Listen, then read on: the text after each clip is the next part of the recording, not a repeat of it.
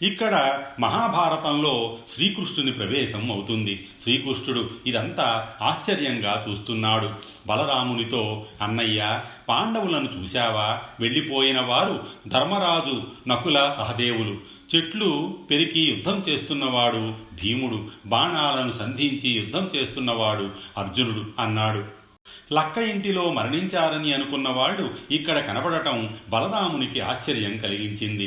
కర్ణుడు అర్జునుని నైపుణ్యం చూసి, నన్ను ఎదిరించడం దేవేంద్రునికి, అర్జునునికి, పరశురామునికి తప్ప సాధ్యం కాదు, నువ్వు ఎవరవు అని అర్జునుని అడిగాడు.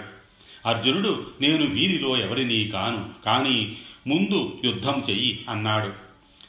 భీముడు శల్యునితో యుద్ధం చేసి ఓడించాడు. ఈ బ్రాహ్మణులతో యుద్ధం ఏమిటి అని రాజులు వెనుతిరిగారు. కానీ దుర్యోధనుడు మాత్రం ఈ బ్రాహ్మణులు ఎవరు, ఎక్కడి నుండి వచ్చారు అని విచారిస్తుండగా శ్రీకృష్ణుడు, సుయోధన, ఇతరులు చేయలేని కార్యం ఈ బ్రాహ్మణుడు చేశాడు. ద్రౌపదిని భార్యగా పొందాడు. ఇక అతని గురించి మనకు ఎందుకు, పదండని వారించాడు. దుర్యోధనాదులు సరే అని వెళ్ళిపోయారు. కుంతీదేవి విడిదిలో ఆందోళన పడసాగింది. స్వయంవరానికి వెళ్లిన పాండవులు ఎంతకీ రాకపోయేసరికి దుర్యోధనాదులు గుర్తించి చంపివేశారేమో అని కలతపడింది.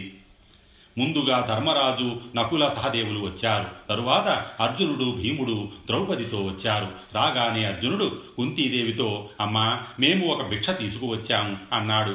వారిని చూడకుండానే కుంతి, మీరు 5 ఉపయోగించండి అని చెప్పింది. ఆ తరువాత కొడుకు తీసుకువచ్చింది ఒక కన్యనని తెలుసుకొని అధర్మం పలికినందుకు భయపడింది.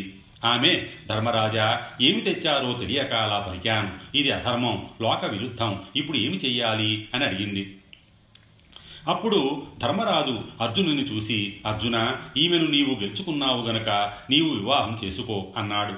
అందుకు అర్జునుడు ధర్మరాజుతో, అన్నయ్య, పెద్దవారు మీరుండగా నేను వివాహం చేసుకోవడం ఉచితం కాదు, ఈమెను మీరు వివాహం చేసుకోండి అన్నాడు. ధర్మరాజు, మనలో మనకు తగువెందుకు, మనం 5 వివాహం చేసుకుందాం అన్నాడు. శ్రీకృష్ణుడు బలరామ సహితంగా అక్కడకు వచ్చి తనని తాను పరిచయం చేసుకుని ధర్మరాజుకు, కుంతీదేవికి నమస్కరించాడు. ధర్మరాజు శ్రీకృష్ణునితో, బ్రాహ్మణ వేషాలలో ఉన్న మమ్మల్ని ఎలా గుర్తుపట్టారు అన్నాడు. శ్రీకృష్ణుడు, ధర్మజ, సూర్యుని మేఘములు కమ్మినంత మాత్రాన తేజస్సు దాగుతుందా?